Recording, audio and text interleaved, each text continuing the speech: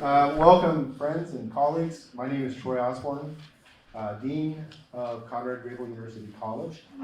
And on behalf of my colleagues here at Grebel, I'd like to welcome everyone to our college and to tonight's lecture, which will be given by the 2024 Rodney and Lorna Sawatsky Visiting Scholar, the Reverend Dr. Ray Aldred, which will ask the question, is reconciliation possible? I'd like to begin tonight with a territorial acknowledgement. Conrad Grebel University College and the University of Waterloo are situated on the traditional territory of the Attawandaron, the Anishinaabe, and the Haudenosaunee peoples.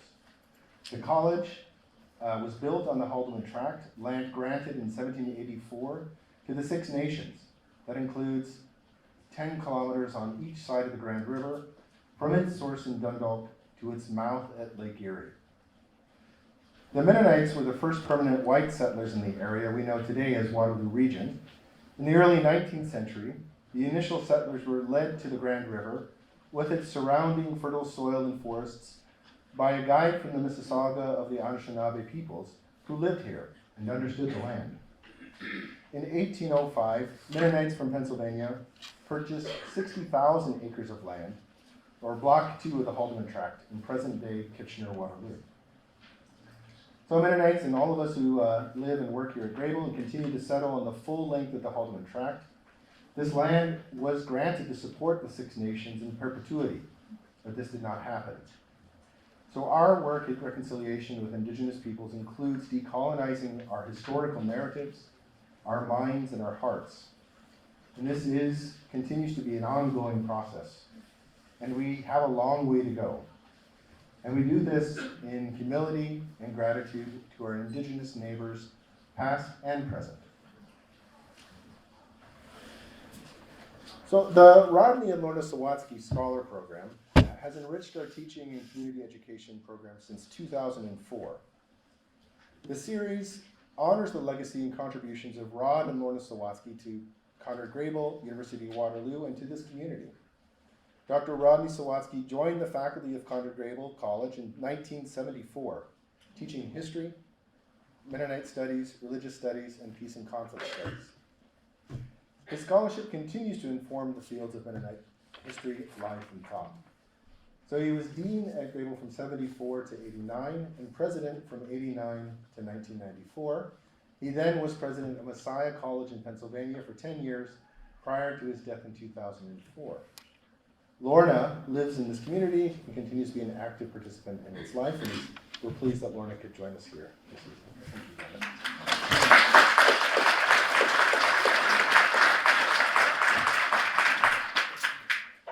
So I am very grateful to the Sawatsky family and to the many friends who have made this visiting scholar program possible. It has enriched us every year that we've been able to host it.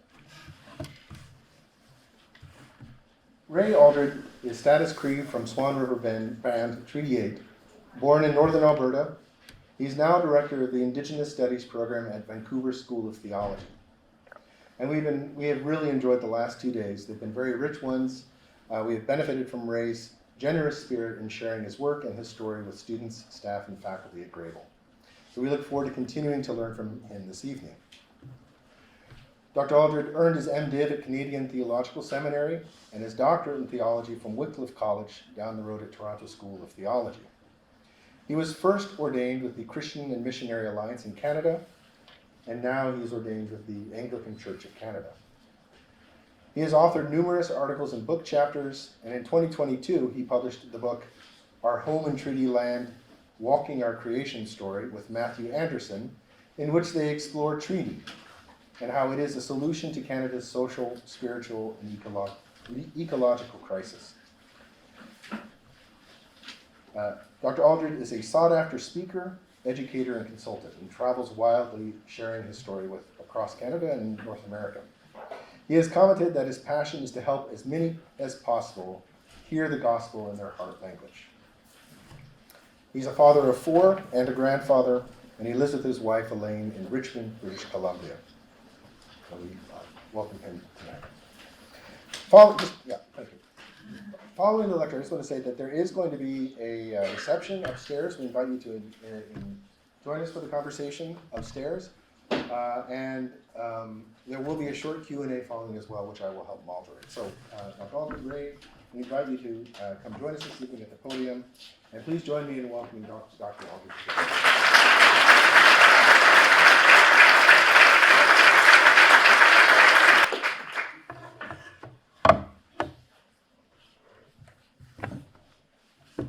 Thanks for Nanaskamoana. I'm thankful for the opportunity to be here.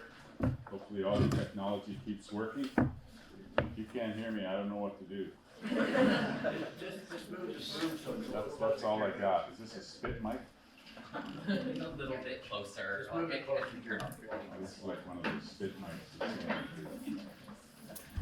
I'll do my best. Listen hard.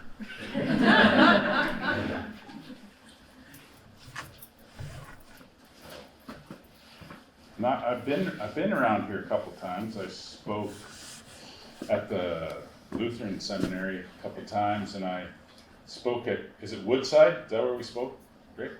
Yeah, Woodside. I spoke out there, and Rick Martin is my friend, and he and his daughter are sitting there, and so it's good to be here with you all. And I'm sure there's folks here that I've met before, and I apologize if because we change over the years. There's more of me now than there was the last time I was here.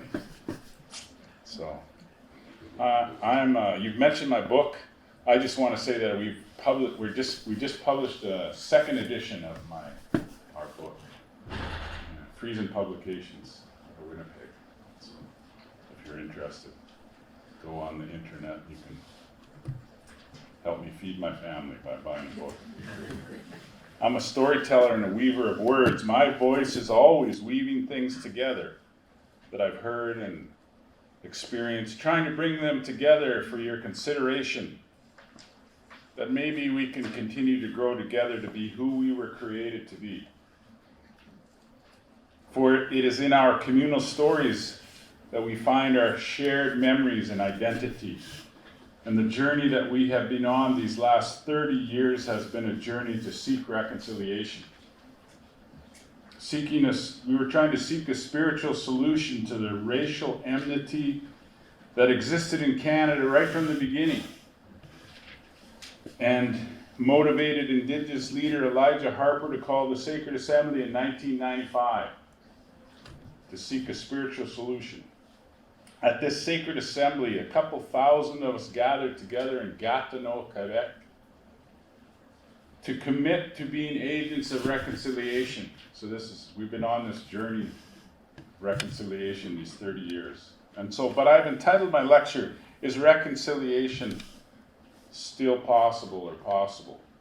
Because as always, when it comes to reconciliation in any country, but in Canada, there are voices who cry out in frustration, as well as voices that cry out in derision and cynicism. I am not sure I can do anything about those latter voices, but my hope is that we might remember the hope that inspired so many of us, to continue to remember, as the elders have always reminded me and my community, that this is a good world, that it is a good land, and the Creator has placed us here in this place called Canada, and we are responsible for what happens in our territory. But we need help, and so we must come together to be part of our healing. But how do you find reconciliation when the justice is so far away? Is reconciliation dead? So said a spray-painted sign portrayed in the media. I remember when there was a pipeline going across. They were trying to do the pipeline, and I remember the morning the RCMP raided the camp that was protesting, and there was a picture in the paper that reconciliation is dead. And across the provinces and country, there were sympathetic protests sprang up, all in frustration, reading the message or asking the question, is reconciliation dead? The idea that reconciliation is dead, that movement, according to a master's paper I read recently, is directed mostly toward government claims of seeking reconciliation. Canadian government's claim to want reconciliation, but the paper, and I'm not in this paper, and I agreed with this paper, I'm not sure what kind of reconciliation they're interested in. There's at least two meanings of reconciliation. Reconciliation means to become friendly and harmonious again. Now that's one meaning. But it could also mean that one should reconcile themselves to the current state of affairs. The latter meaning of reconciliation is what some people think making peace is all about, that they just want a lack of violence, they want a lack of any kind of conflict at all. And they'll trade justice for peace. Their idea of reconciliation is that the weak and the oppressed, the abused and the used should stop blaming others and pull themselves up by their bootstraps. They should reconcile themselves to that this is just the situation the way it is, and they should just be happy and continue to exist. Or as John A. Macdonald told Parliament, that Indigenous people exist because of the goodwill of Canada, and beggars should not be choosers. This situation is not unique to Canada. Ongoing conflict and struggle between peoples exist all over the world. Last fall, I was on sabbatical, which is one of the good things. I used to work for a living. I worked in a sawmill from the time I was 16 till I was 28.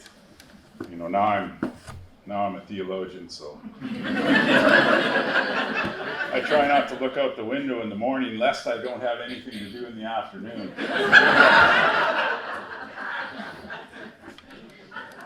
So I was on sabbatical, which is not only are you rewarded for doing little, but every 7 years you get to go and do nothing all over in different places. So I was traveling around the country, the world. So I went to Northern Ireland to visit my wife's relatives, because her grandfather and her great-grandfather immigrated from Northern Ireland in 1910. And while there, I had the opportunity to meet with several Presbyterian ministries who had been involved trying to make peace and reconciliation in Northern Ireland during the Troubles. The Troubles in Northern Ireland ran from 1968 to 1998. I met with Tony Davidson, who helped put together the research for a book called Consider Grace, which tried to capture stories from those who had suffered through the violence. And I was struck by the stories of victims who express that talk about reconciliation by the church seemed contrived. The church decided early on not to take steps to step back from efforts to make peace with Catholics, which they tried to be neutral, they said. But in effect, it meant they basically made a choice for the status quo. There is no neutral. You either pursue reconciliation or you pursue the status quo. There is no neutral. And the same in Northern Ireland. Now these churches were not for violence, but came to be seen as doing nothing to help. In the ongoing conflict around national identity in Northern Ireland, some commented that tension is on the rise. But still, the institutional church really does nothing, although there were individuals who make a difference. And in that, you say, is reconciliation really contrived? Is reconciliation dead? I also had a chance to spend time in Aotearoa, New Zealand. The settlers call it New Zealand. The Maori want us to say, I don't pronounce it right, but Aotearoa. It's a treaty nation, just like Canada. I did some reading and talked to folks about the attempt at biculturalism, partnership between the newcomers and the Maori, between the Anglican settler church and the Maori Anglican church. The conclusion is that there continues to be a need to press for partnership, because after 30 years there's still no partnership. Usually what happens, it happened in Canada, it happens in New Zealand, is the settler church keeps all the money.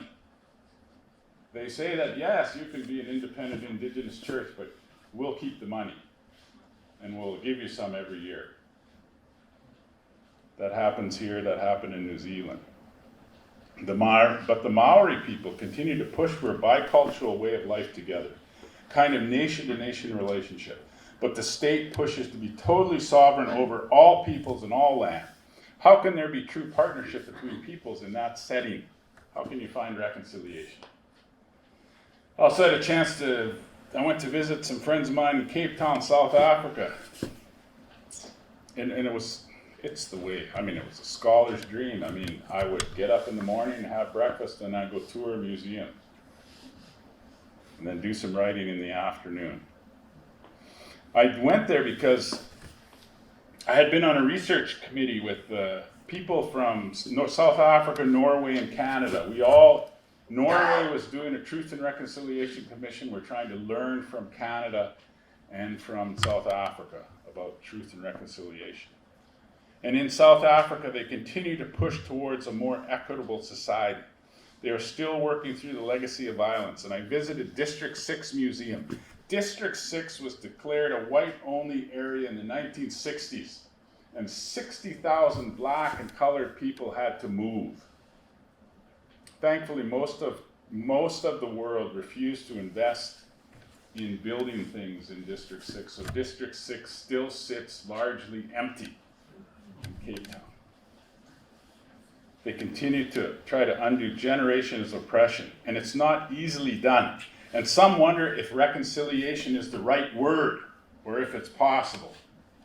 Despite all these challenges, however, my elders, those who have suffered the most along with allies, raise their voices and continue to advocate for healing, to address the damage of the past and present inequalities and oppression. The Truth and Reconciliation Commission's 94 calls to action call us to pursue reconciliation. My elders continue to call for reconciliation. In Northern Ireland, one voice of someone who had lost relatives to violence said, "We have to make peace. We have to. Because if you don't have your neighbor, you don't have anybody. You don't have anybody." The Maori continue to advocate for a just partnership and shared identity for all who live in the land. In South Africa, the legacy of Bishop Desmond Tutu and others continues to call people to use forgiveness to dismantle oppression and heal the wounds that divide us. It was and is Indigenous people and the survivors of oppression and racism who have every right to be bitter and use their anger for destruction, yet they advocated and advocate for healing and peace and for reconciliation. Now, some forms of reconciliation might be dead, and that's probably a good thing, just like some ideas of God are dead, and that's probably a good thing. Paul Ricoeur wrote that Nietzsche killed the moral God, and it's a good thing, because then we can have faith again. I wonder if the same way some contrived senses of reconciliation are dead, and that's a good thing, because we can have hope once more. And ironically, or is it irony, it's those who have suffered who continue to advocate strongest for reconciliation. Reconciliation is really dependent upon the victim's ability to be with us and ask us to change. And they have the right to ask us, because they are setting aside any hope for justice, that we will see all the perpetrators caught and made to deal with their crimes. The only way forward for Canada is to continue to listen to our elders, to the survivors, to listen to the truth, and to call from those who have suffered and are surviving, to seek reconciliation, to seek the truth, but in the end to embrace reconciliation, to try to live together as neighbors by coming up with a shared plan to heal the damage. Reconciliation is not cheap grace, to borrow a phrase from Dietrich Bonhoeffer. It costs something. A shared plan is based upon embracing a shared narrative. My hope is that Indigenous Treaty is part of that shared narrative. By embracing Indigenous boundaries, learning to speak from the heart, embracing land and story, and embracing Indigenous communal identity, for we are all treaty people. We're all treaty people. My journey in reconciliation started somewhere, it started in probably with the Oka crisis. You remember, it was brought in right in front of your face. 1990, I remember I can't remember how old I was. I was 30 years old. And I remember. But somewhere in 1998, I heard Pierre Allard speak on the lost jewel of justice. Pierre Allard was in charge of chaplaincy in Canada's correctional.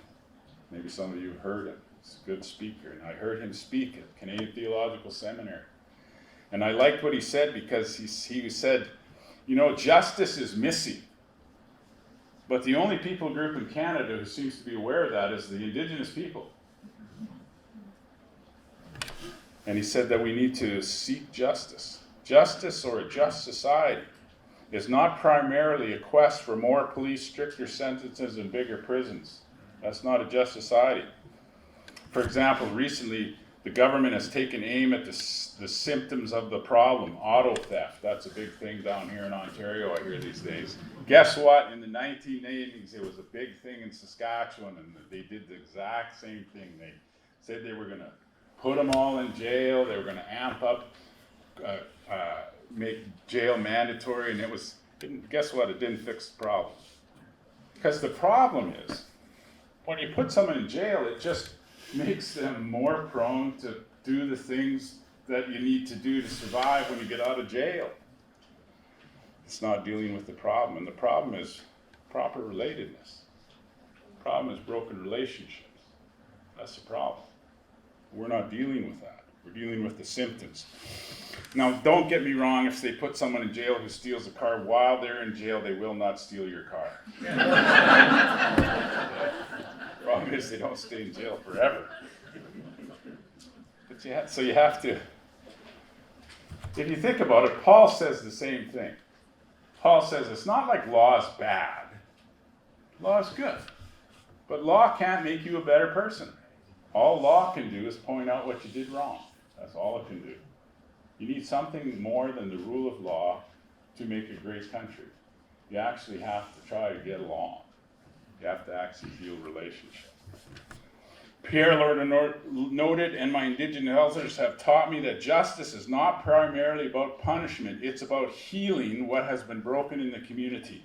That is reconciliation. That's reconciliation.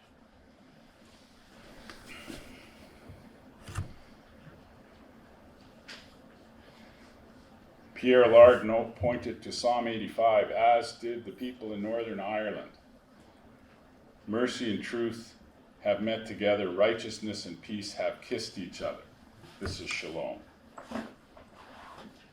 And restorative justice is an attempt at reconciliation. And those same three moves that he described are still how I try to think about how we continue in this journey of reconciliation. In seeking reconciliation, an attempt at reconciliation, you have to tell the truth. There must be complete disclosure on the part of the one who has caused the offense. This began to happen in Canada during the 1980s and 1990s. Canada's mainline denominations began to understand or realize that the consequences of what they had done had caused chaos in people's families and in communities. This came about because the victims of Canada's oppressive policies toward Indigenous people began to tell their stories. I'm not sure if this was the cause of why the church's realization, but it seemed that in the 1960s and the beginning of the 1970s, some in Canada's churches began to hear the voices of Indigenous people who were telling what happened to them in the residential schools. But it wasn't just the residential schools. Everybody in Canadian society talked to Indigenous children that way. It wasn't just the residential schools. The reason those things could happen in the residential schools is because it was accepted in Canadian society. That's how you treated Indigenous people. That's why those things happen. But Canada's churches, the mainline ones, began to hear the voices of Indigenous people who were telling what happened to them. And they began to respond, or they had to respond because Indigenous people began to take them to court. I think Indigenous people tried to follow Matthew 18. They told the church, they brought witnesses and told the church, and still the church would not do anything, so they took them to court.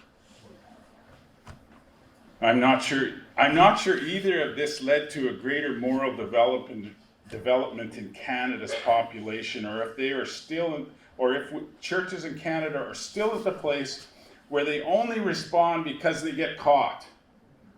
You know, all of us who went to college and took developmental psychology, moral development is when you move from just being sorry because you got caught to actually being sorry because you realize you've done something that's wrong. It's just wrong. I remember this concept of moral development, and maybe someone here will have to do more to study to see if Canada has actually developed more in their moral development, if they become ethically better than they were before. But for whatever reason, the churches began to apologize. They began to tell the truth. Western society, by default, almost all churches in Canada still are suffering from a Christendom hangover. And they thought they were the pinnacle of Christianity. It was thought at one time that an individualized Western society had greater moral capacity because it had an internalized guilt system, whereas Indigenous people with an external communal system of honor and shame were inferior and needed moral training. So said John A. Macdonald. The problem with Indigenous people is a moral problem. They need to be taught morality. And churches followed along. Regardless, for some reason, because Indigenous people began to take them to court, Canada began to tell the truth. Mainline churches responded to Indigenous people, making them aware that when Indigenous people made them aware, they apologized and confessed. But in some cases, that was just the beginning of a conversation. I hope in all cases, but it was the beginning of apology and confession is the beginning of a conversation, not the end. Men would like it to be the end, right? That's why when we apologize, just get over it. I apologize, just get over it. No, I'm picking on men because I am one. But they began to have this conversation. And Indigenous people made sure they had the conversation. For example, the United Church issued an apology to some elders at Thornlow College in Sudbury, Ontario. And the elders, however, received the apology, but they did not accept it because they wanted to see if these people would actually change or if this was just words. There must be complete disclosure. This is the case for reconciliation to happen in a family or in a community or in a country. This is the point that Rupert Ross points out in his book, Returning to the Teachings, Exploring Indigenous Justice. Some Indigenous communities have tried to find an alternative approach to healing from trauma and abuse and offer the offender to the chance to take responsibility by working to heal the damage they have caused. Now, sexual and physical abuse are terrible, destructive acts. But we cannot solve these symptoms of the problem by throwing everyone in jail. Maybe in the GTA, locking up every guilty person would work because there's so many people. But if you're in a community that's small and everyone has been impacted and experienced some kind of abuse, what are you going to throw everybody in jail? You have to come up with a different solution. So in some Indigenous communities, part of a restorative justice process is for the offender has to be complete disclosure. And if the offender is not willing to do this, then they cannot avail themselves of this alternative approach. Churches were tempted not to tell the truth. At first, there was a fear that if they confess and apologize, they would be liable. So they crouched their words. Canada wasn't the same. They wanted to say they felt bad for what had happened, but it really wasn't their fault. And it's like the abusive partner who tells the one that they have hurt, they are sorry that you are hurt. I'm sorry you have hurt feelings. That's not an apology. It's a failure to tell the truth. And it shows little moral development as a society and as individuals. Got to tell the truth. You have to listen. You have to learn to listen. And it's not like when you're laying on the couch and your wife says for the third time, "Did you hear me? I heard you what you said." That's not what it means. Did you really hear what I said? You've got to listen.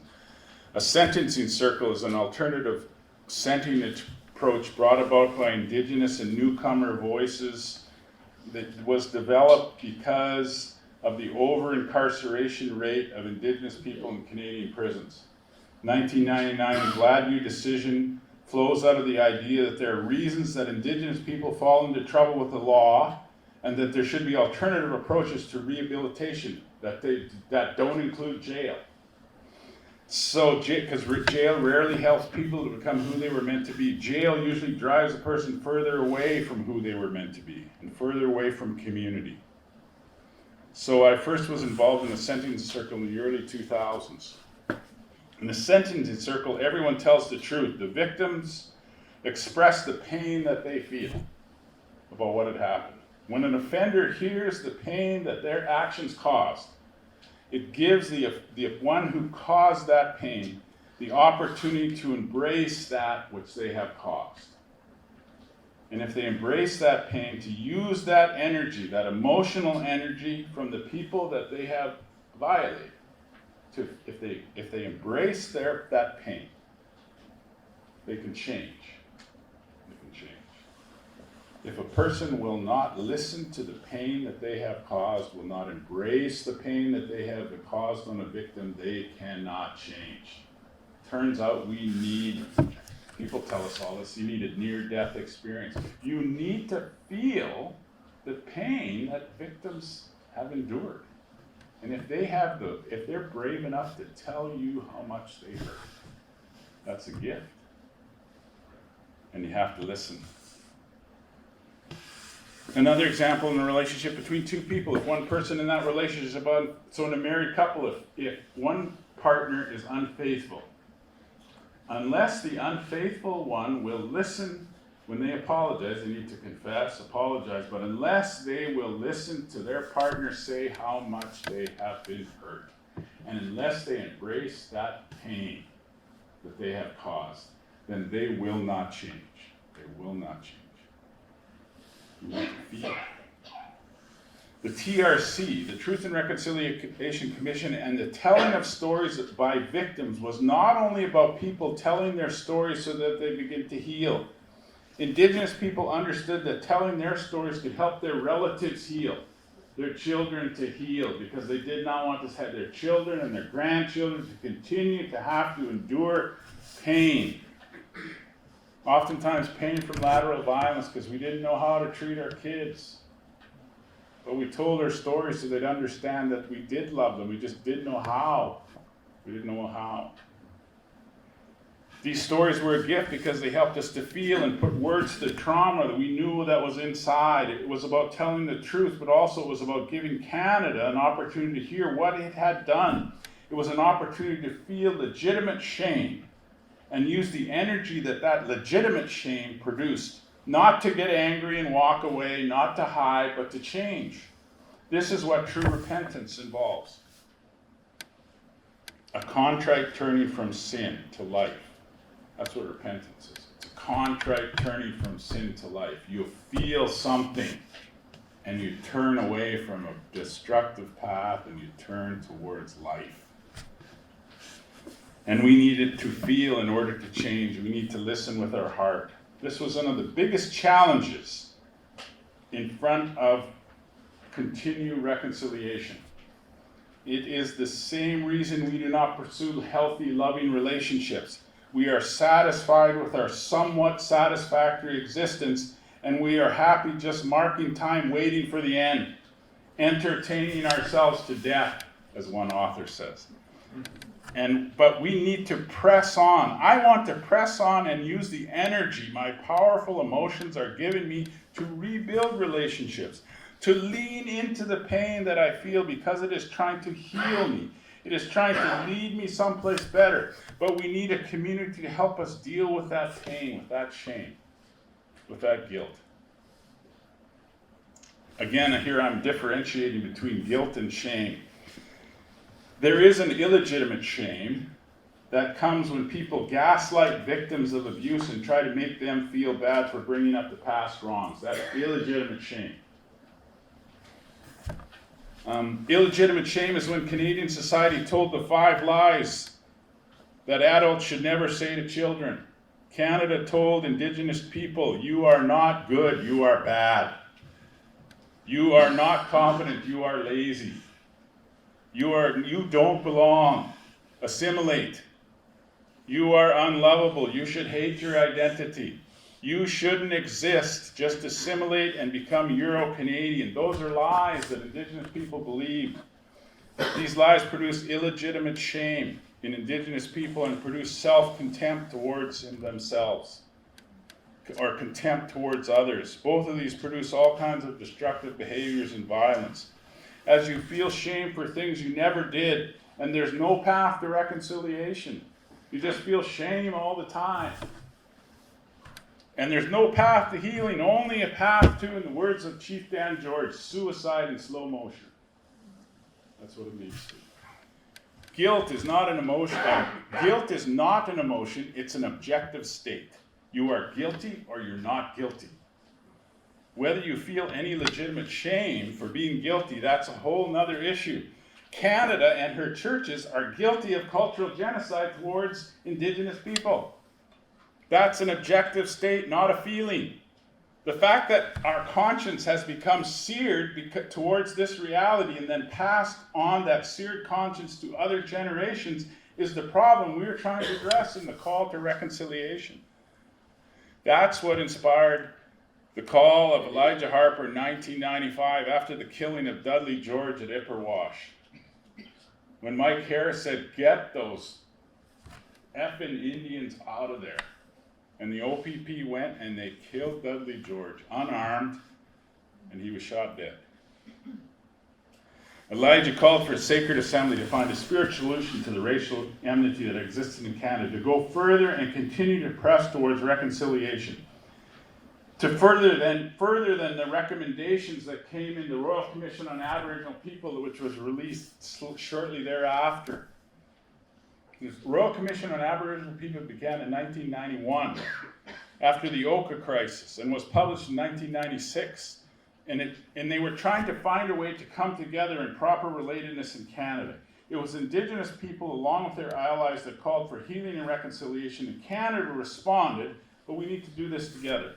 We need to feel in order to heal. We need to feel in order to find resources necessary to shift our trajectory from polarization and deconstruction and individualism and isolation towards a community where the Creator has placed us. We need to feel, but not only feel. I'm not just talking about emotion for the sake of emotions.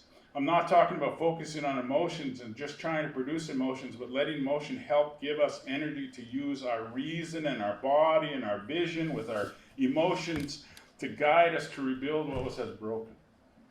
We need more than just reason to do that. We need our whole being in order to love our neighbor as ourselves. For Jesus' two great commandments are to love God with our whole self, everything that we have, and to love our neighbor just like they were our own body, our own family. You need to tell the truth. You need to listen with your heart. And you need to come up with a shared plan to heal the damage. Reconciliation events or gatherings, the talking circles around community, the Truth and Reconciliation Commission, were all needed to help us they all need to be focused into a shared plan to heal the damage. There's been 2 reports published by the Canadian government. The Royal Commission on Aboriginal People, which I mentioned earlier, was one attempt after the Oka crisis, which resulted in around 4,000 pages. Good news though, there's a 150-page summary.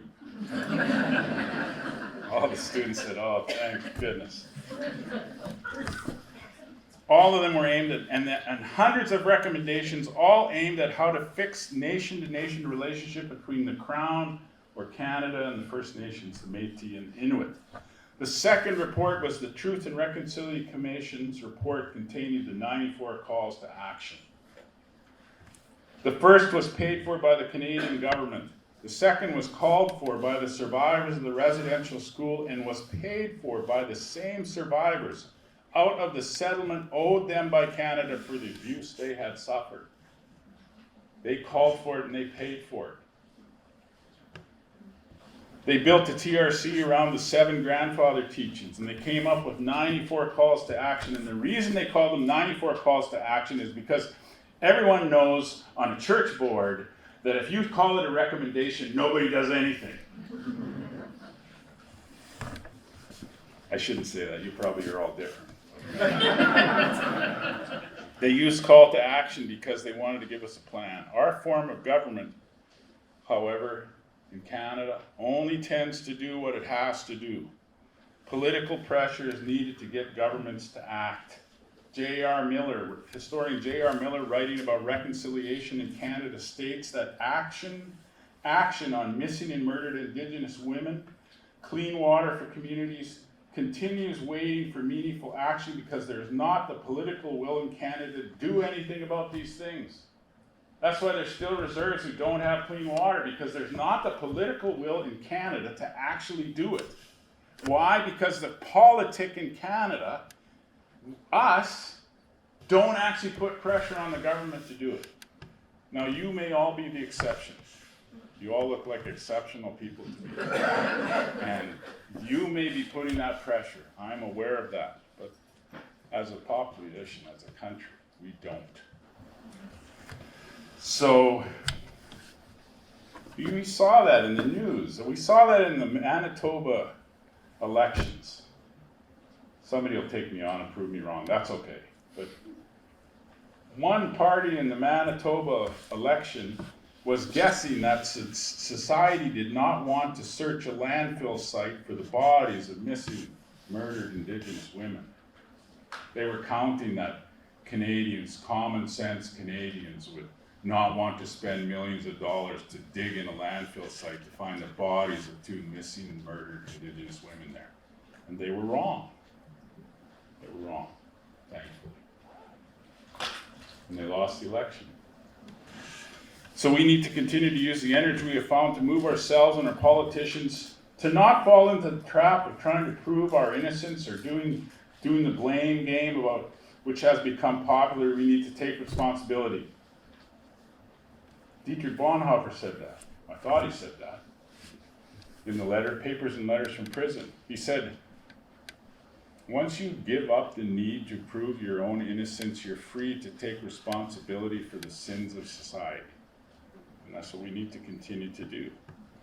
We need to turn towards life, towards community, towards relationship, not run away and hide and seek a cocoon of quiet apathy by entertaining ourselves.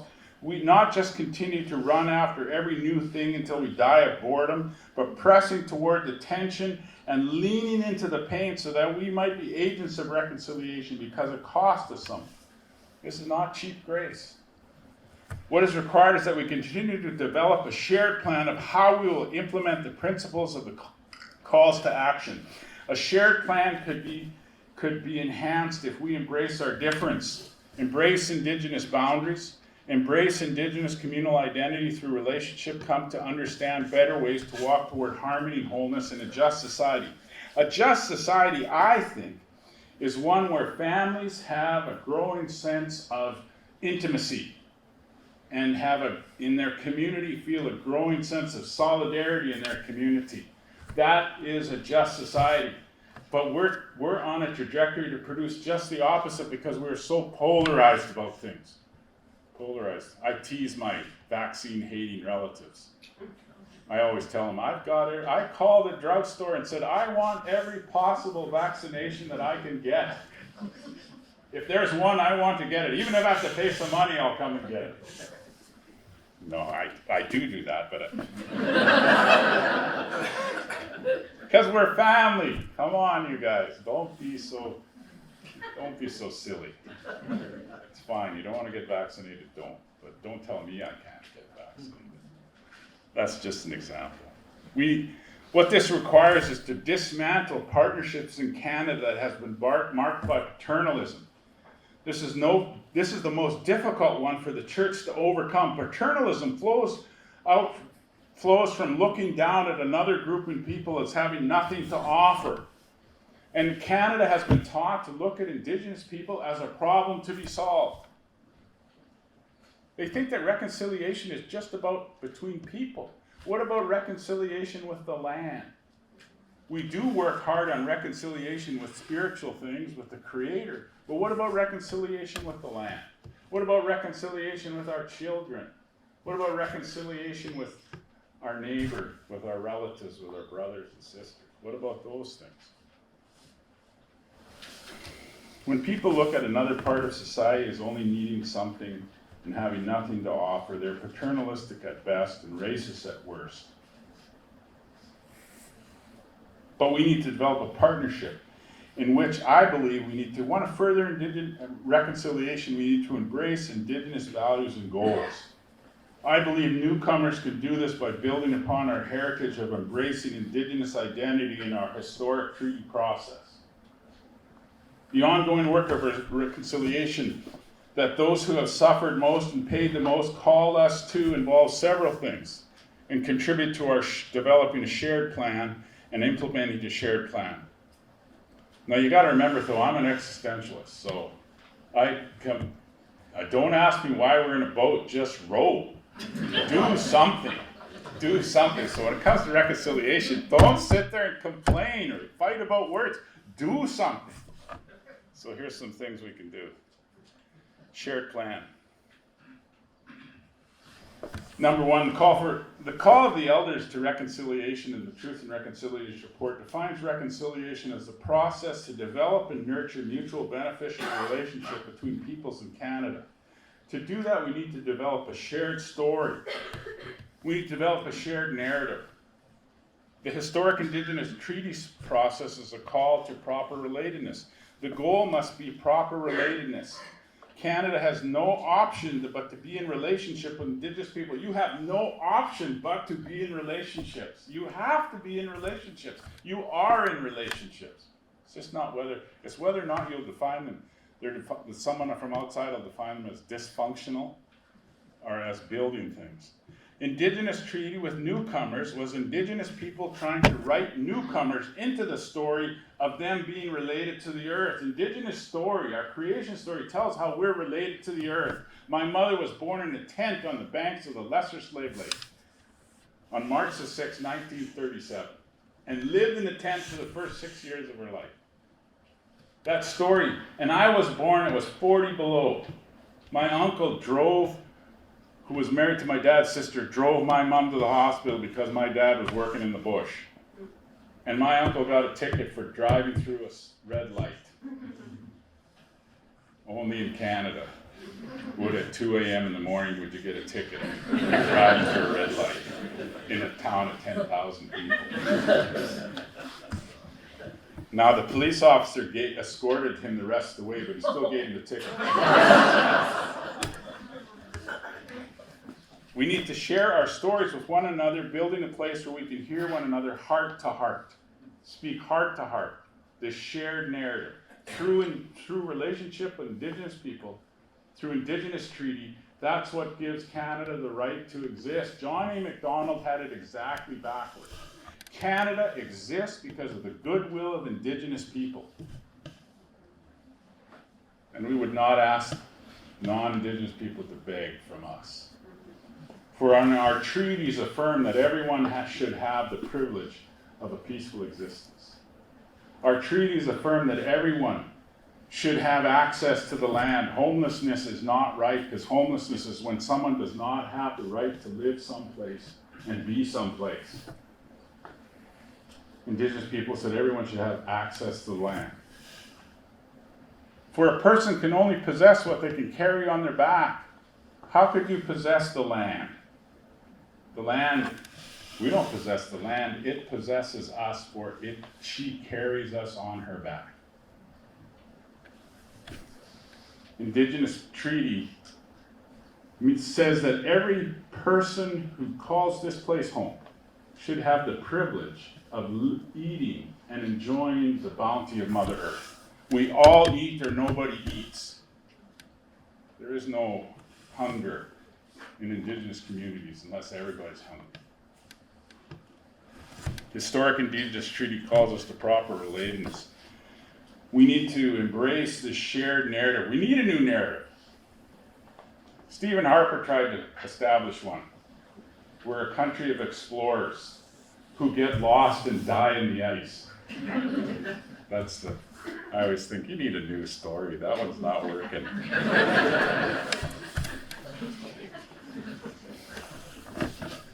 Canada's a country of peacekeepers. That's a good one. It has some legs to it too. But Indigenous people were seeking to make relatives in our treaty. We need a shared story. We need to develop a vision of unity that does not divide but unites. The story of Cree narrative leaders. There's a story, but there's an ethnography written by Richard Preston about Moose Factory. And in it, he notes there's a conflict in the little store up in Moose Factory. And he watches the chief, and he says, you know, in Indigenous communities, the chief is the most gracious and the most well-mannered person in the room. He is the most generous and most well-mannered in the room, and he resolves conflict by taking responsibility by what happened and by making sure everybody is taken care of with generosity and with well-mannered approaches to things. That's what we need. We didn't need help in developing communal consensus, a shared narrative. That's the role of elders. That's the role of people in the community who know what's going on, who are able to listen to people and then come up with a narrative that calls everyone to a way forward. Even if everyone doesn't agree, at least they know that they've been heard and it's represented in that narrative. This is speaking from the heart, raising our emotional intelligence, learn how to really listen to one another, really learn how to speak. We need to embrace working through the difficulties, embracing emotion, embracing suffering. If you do not want to embrace another person's pain and begin to work through the difficulties, you will just settle for a somewhat decent life. Embracing Indigenous boundaries creates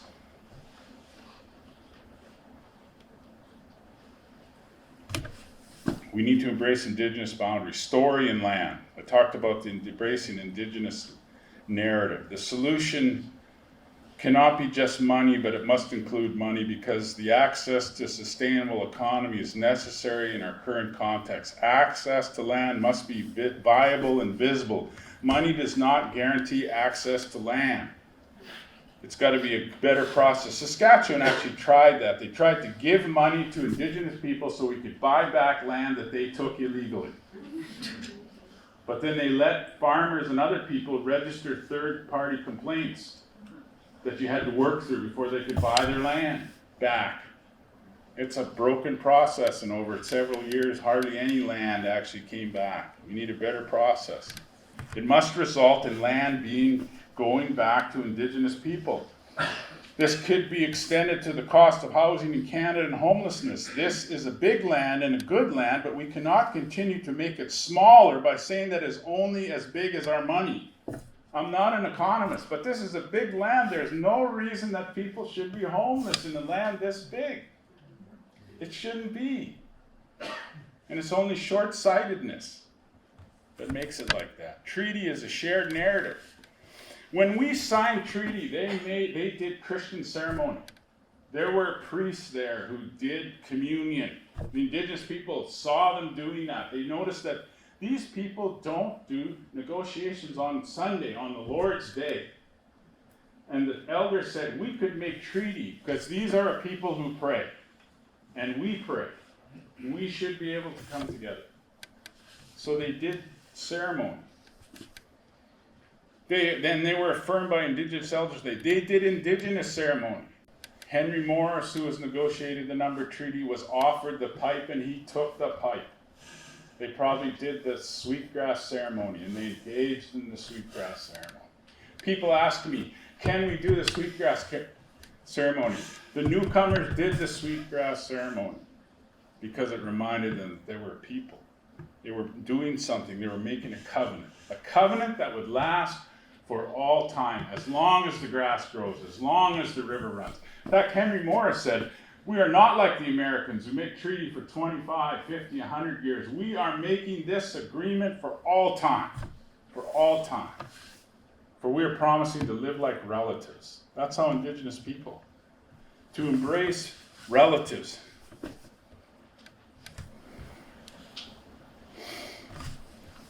When the Creator was making all things, he gathered a council of all the animals. And he said to them, I'm about to do two more things. One, I'm going to make that which is most precious. And then I will make human beings. But he said, before I make human beings, I want to hide that which is most precious, because anything they find easily, they treat with contempt. Where should I hide this? And there was silence, and then the whale stood and said, give that which is most precious to me, and I will hide it on the bottom of the ocean. And they won't find it there. And the Creator said, I tell you the truth, one day they will go to the bottom of the ocean, they'll find it, along with plastic straws. So I added that. And there was silence. And then she who flies highest, the eagle. Because you know in raptors, the female is bigger than the male. You know that is. Anyway, she who flies highest stood and said, give that which is most precious to me, and I will hide it on the moon. And they won't go find it there. The Creator smiled. But he said, one day human beings will go to the moon and they'll fight about who can mine there. And there was silence. And then Grandmother Field Mouse stood and said in a small voice, hide it in their heart. They seldom look there for anything of value. Thank you very much.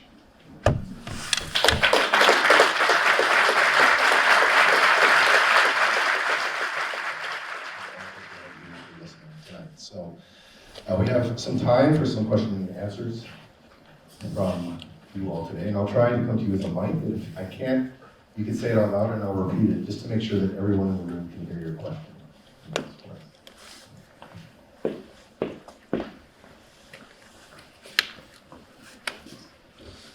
Thank you very much, Ray.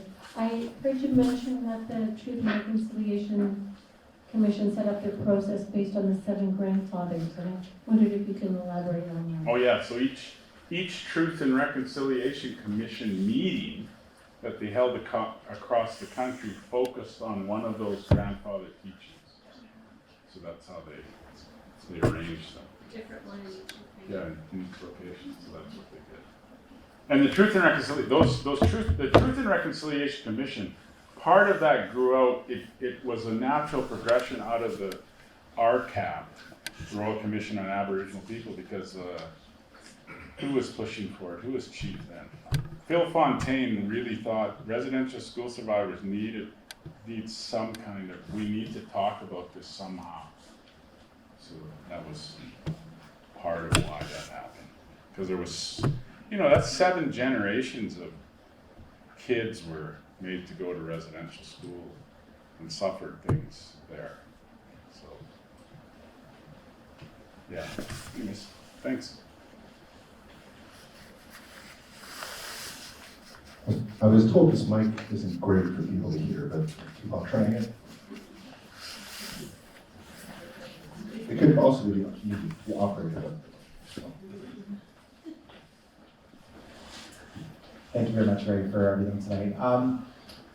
On the way here, my wife and I were talking about, my tension and struggle with a particular evangelical denomination because of their, stance and the way they approach sexual abuse and things like that. And I was like, I just couldn't associate with them. And then I was realizing, here we are listening to you, and you are now ordained in the Anglican Church, who also were complicit in Right. some heinous abuse, right? And so it's easy for me to look, with my nose up at these other denominations who have Right. done things, and even my own Presbyterian denomination has been complicit.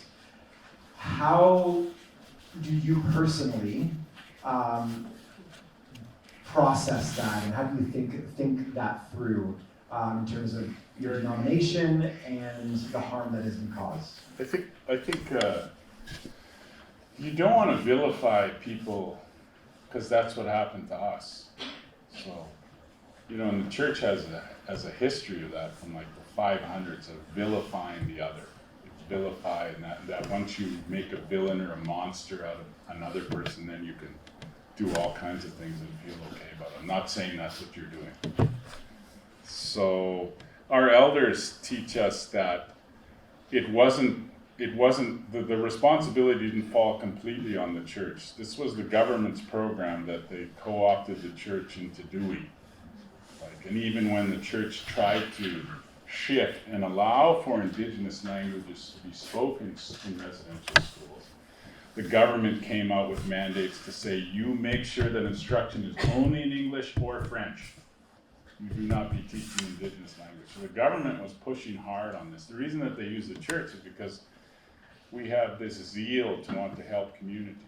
And it's cheaper if we do it than if the government does it. Well, it's almost cheaper when anybody does it except the government. I grew up in Alberta, so there was a strong sense that if you want to do anything, don't get the government to do it. Just, if they can just stay out of the way, we'll be okay. But yeah, so then the elders say, and they weren't always negative about education. We needed education. For many Indigenous people in the Anglican Church, the biggest sin was that the church promised to look after our children, and they didn't. They didn't do that. They didn't do that. So, and also listening to Indigenous children who said, if it wasn't for Jesus, I wouldn't have been able to survive residential school. So they would they just kept saying their Anglican prayers all through the school, and it helped them to survive. So then that's kind of how I take it. So,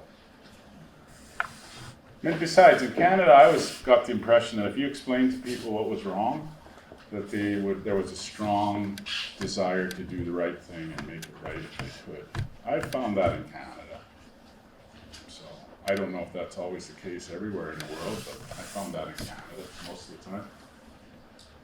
I'm glad you were able to visit Aotearoa and to share some stories from there. I've never heard something you said tonight before, which I'm quite intrigued by. When you were talking about the marks of healthy community, you mentioned two things together, intimacy and solidarity. Yes. And I'd be interested in hearing you just talking a little bit more about that in terms of how we pursue wholeness and better community and good relationships. Yes. So I'm stealing those words. I'm ripping off of Henry Nouwen in a book called Life Signs. And in it he says, the enemy of intimacy and solidarity is fear. And I just think that what sort of cuts into justice is this fear. Fear motivates a penal justice system. There's probably other motivations. And I'm not saying that like in the Hebrew Bible, penal, like punitive justice that exists in the Hebrew Bible, but it's only a 1 of 10 meaning. Justice means to heal, and it's a place where everyone has enough to eat, and everyone has enough of what they need to feel loved, to feel belonging, to feel, and I think that that's what reconciliation is, trying to heal those things that give people a sense of belonging. Riffing now off of Martin Broken, like a sense of belonging, a sense of mastery, a sense of being part of a community, and a sense of wanting to help others, to have generosity. And I think that if we can develop that, so Nouwen says, and I agree with him, that intimacy happens, in a family, a smaller group, that's intimacy. Just because you're huddled together, though, doesn't mean you're intimate. You could just be, hiding in fear. That's cloistering together. That's not intimacy. But intimacy is where you're committed to seeing one another's grow spiritually, in their spiritual and their physical, and that's intimacy. And the flip side is solidarity and community. You want to see your community do well, so then you feel good if people in the community are doing well. And maybe many of you grew up in families like I did who were close to the land, and I felt good when my brother was successful. Even if there wasn't enough money for me to play hockey, he was successful at it. He got to play. We had to choose. I remember my dad said, I don't have enough money for everybody. So you two got to choose who's it going to be. And I said, let Bill do it. I don't like having cold feet, just let him do it. And he was very good at it, and I felt good about it. My family was such that I felt good about it. I didn't feel competitive with him in that. But when I made the varsity volleyball team and he didn't, I felt good about that.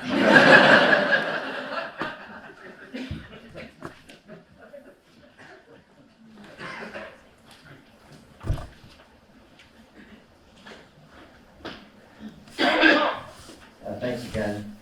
Just really appreciated the idea of shared narrative, and just thinking as church leaders or as churches that don't exist within really a proximity of a large population of Indigenous people groups, how do we cultivate conversation within our congregation to challenge our people to enter into some of that shared narrative? Or you talked about a shared plan.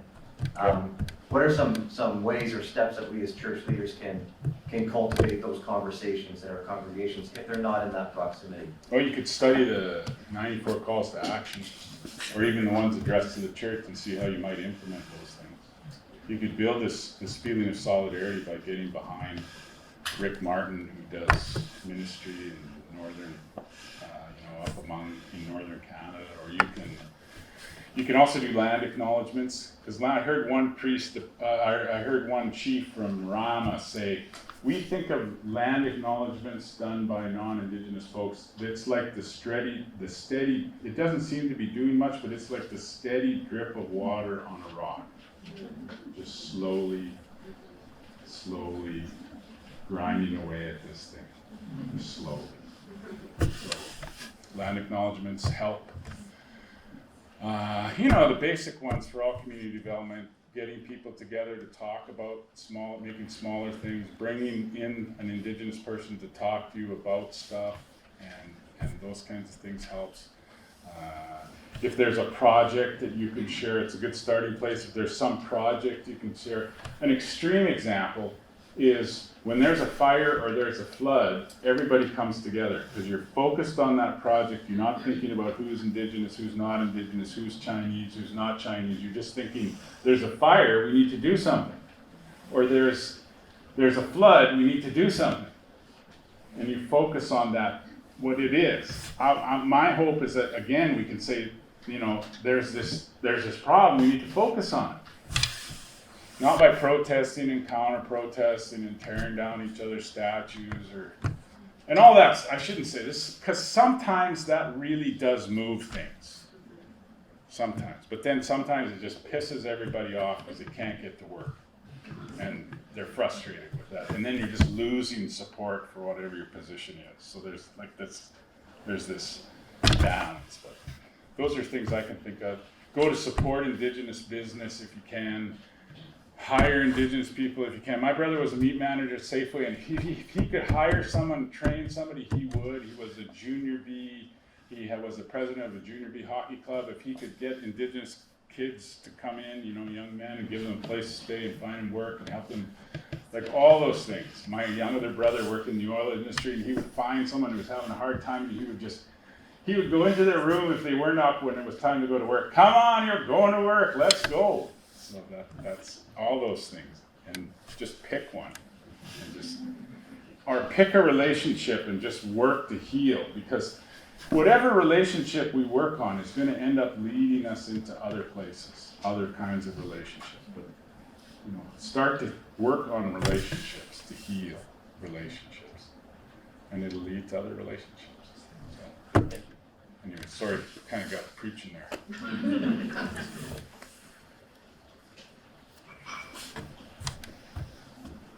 Hi, there's my question. I think I have to ask 2 questions, but I'll just go with the first one first. Okay. We'll see. Okay. My question could actually be related to the previous question. From my understanding, if I understood it correctly, it was asked if, as leaders of the church, what can they do to create that relationship, or motivate the people of the church to create those relationships? Great. So my question is kind of a step before that. what do you think can motivate or help these faith communities, for example, churches, to be more active in the truth and reconciliation acts and awareness and creating these shared spaces? Yeah, I have found the thing that works the best is if you could create some place where people could really share heart to heart what happened.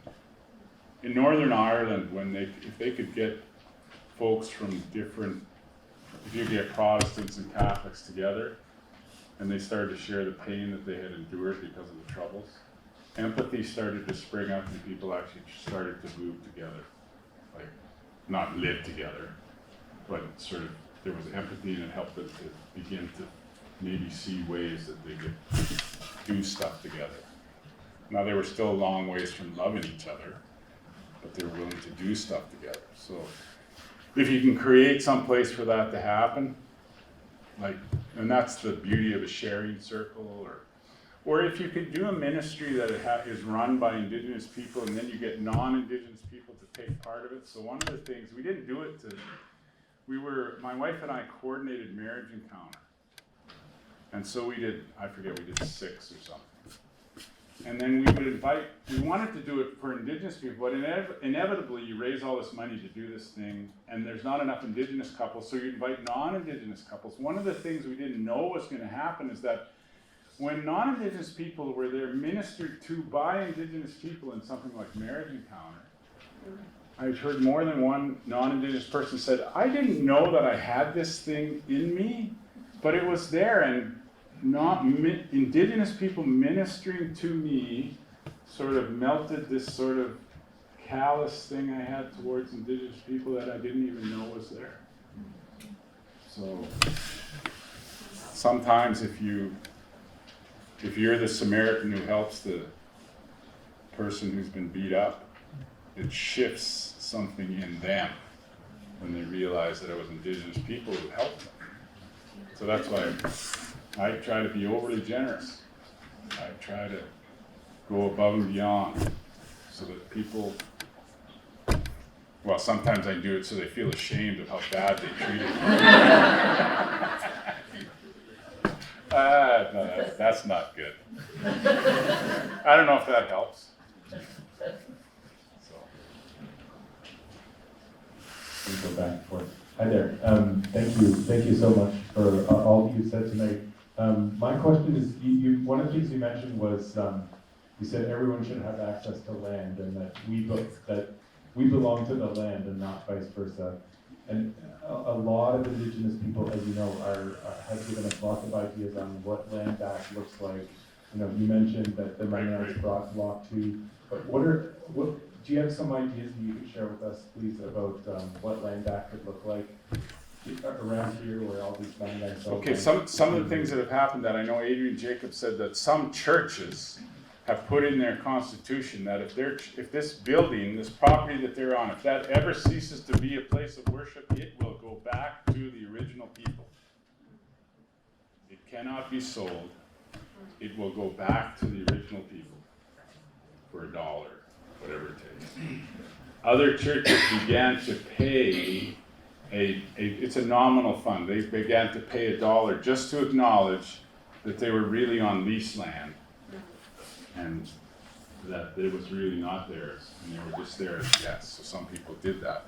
And there's a case of a family who had a significant amount of money. They ended up giving away land on both coasts back to Indigenous people. They just wrote it in their will that when they died, that land goes back to the original inhabitants of that land.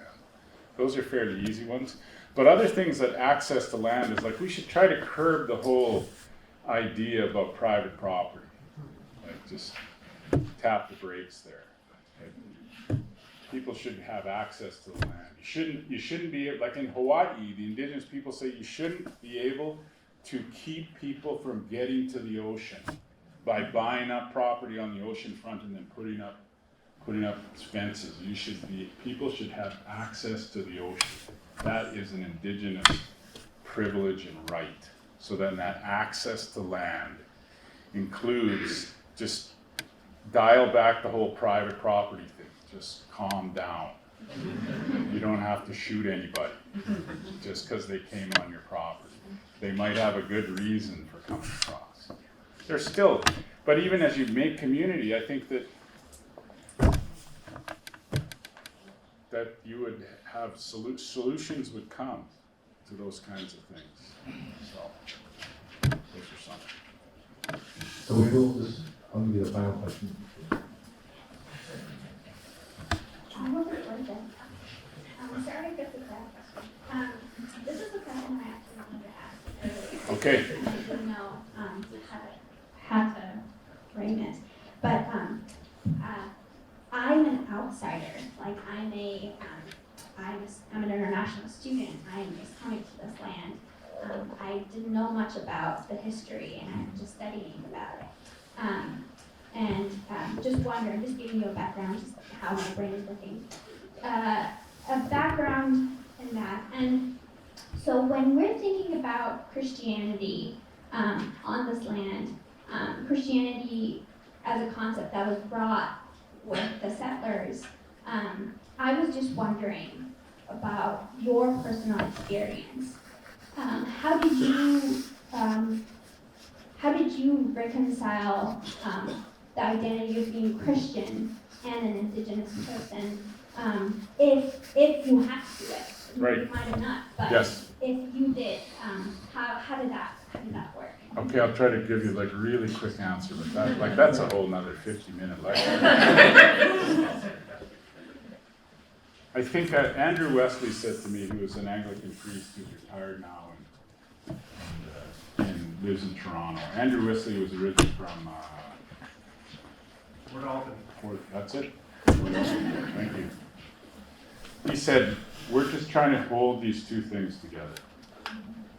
We're trying to hold these things, So we're until they can be told together, we're trying to tell these two stories.